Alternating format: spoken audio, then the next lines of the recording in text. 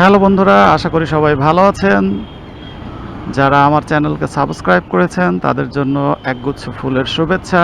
আর যারা এখনো পর্যন্ত আমার চ্যানেলটাকে সাবস্ক্রাইব করেননি তারা অবশ্যই সাবস্ক্রাইব করেই পাশে থাকবেন।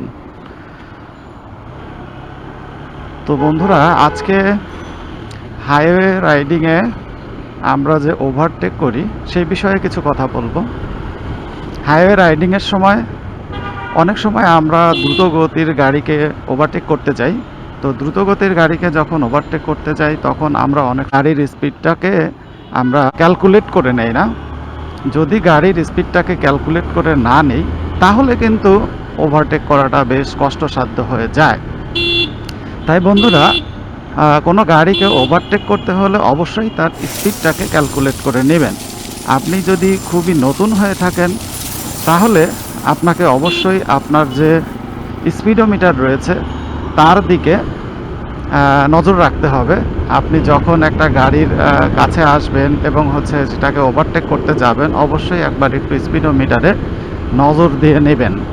এবং ওভারটেক করার সময় অবশ্যই আপনাকে খেয়াল করতে হবে যে গাড়ির সামনে কি গাড়ি আছে এবং কতটুকু স্পেস আছে এইটুকু দেখে নিয়ে তারপরে আপনি ওভারটেক করবেন। যদি আপনি সামনের স্পেসটা না দেখতে পান তাহলে ওভারটেক করে আপনি কোথায় সাইড নেবেন?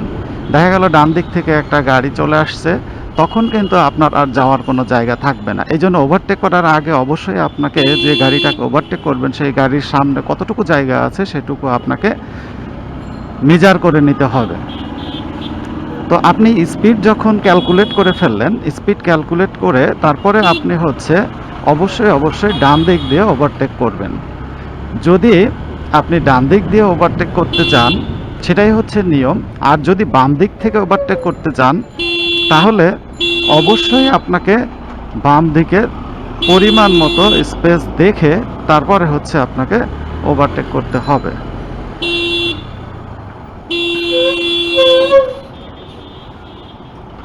এই যে দেখেন, আমি বাম দিক দিয়ে ওভারটেক করতে গিয়ে গাড়িটা চাপিয়ে দিয়েছে, যার কারণে আমি কিন্তু ওভারটেক করতে পারলাম না।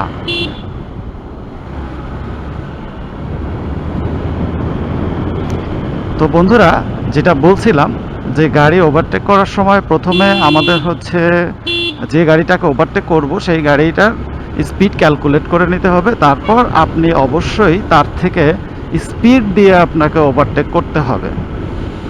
আর বাম দিক থেকে ওভারটেক করা খুবই রিস্কি। এই জন্য বাম দিক দিয়ে ওভারটেক করার জন্য আমি কাউকেই বলবো না। তবে বাম দিকে যদি খুব বেশি পরিমাণে জায়গা থাকে তাহলেই কেবলমাত্র আপনি বাম দিক দিয়ে ওভারটেক করতে পারবেন। আর বন্ধুরা, বাম দিক দিয়ে ওভারটেক করা রিস্কি কেন? কারণ রাস্তার পাশে বিভিন্ন ভাঙা রাস্তা থাকে, অর্থাৎ রাস্তার পাশে রাস্তা ভেঙে গিয়েছে, সেগুলো মেরামত করা হয় না, বা অনেক সময় ভাঙা থাকে। তো সেই ভাঙাগুলোর মধ্যে আপনি যদি ওই স্পিডে যান, কারণ হাইওয়েতে অনেক সময় গাড়ি 80-90 এরকম স্পিডে চলতে থাকে, সেই গাড়িগুলোকে যদি আপনি ওভারটেক করতে চান তাহলে অবশ্যই আপনার স্পিডটা 90-এর উপরে থাকতে হবে। 90-95, বা যে গাড়িকে আপনি ওভারটেক করছেন সেই গাড়ির স্পিডের চেয়ে 5 থেকে 10 স্পিড বেশি থাকতে হবে। তাহলেই কেবলমাত্র আপনি খুব সুন্দরভাবে ওভারটেক করতে পারবেন। আর এই যে বাম দিকের ভাঙায় যদি এই এত স্পিডে আপনার গাড়িটা পড়ে তাহলে আপনি কিন্তু আর ব্যালেন্স করতে পারবেন না, অর্থাৎ আপনার গাড়ির নিয়ন্ত্রণ হারিয়ে ফেলতে পারেন। তো সেই দিকে খেয়াল রেখে আপনাকে অবশ্যই ওভারটেক করতে হবে। আর জীবনটা আপনার জীবনের নিরাপত্তা আপনাকেই দিতে হবে। আপনি বাম দিক থেকে ওভারটেক করেন আর ডান দিক থেকে ওভারটেক করেন, কেউ আপনাকে কিন্তু সাইড দেবে না।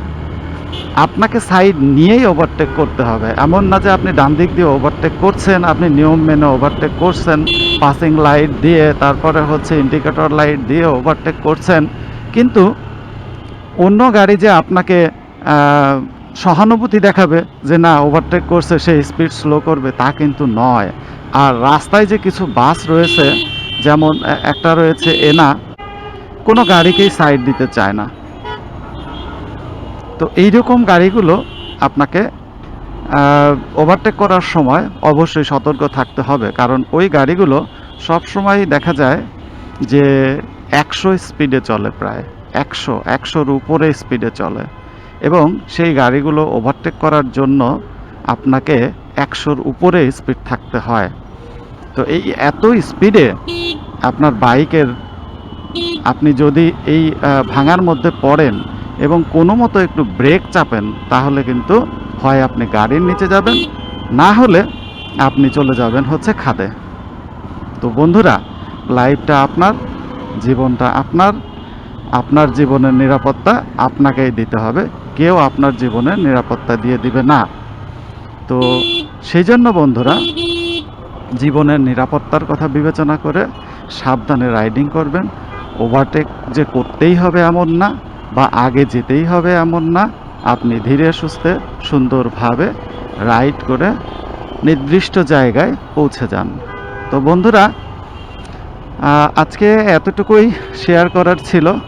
তো ভালো থাকবেন, সুস্থ থাকবেন, আর হচ্ছে সাথেই থাকবেন ট্রাভেল অ্যান্ড ট্রেক্সের। ধন্যবাদ সবাইকে বন্ধুরা।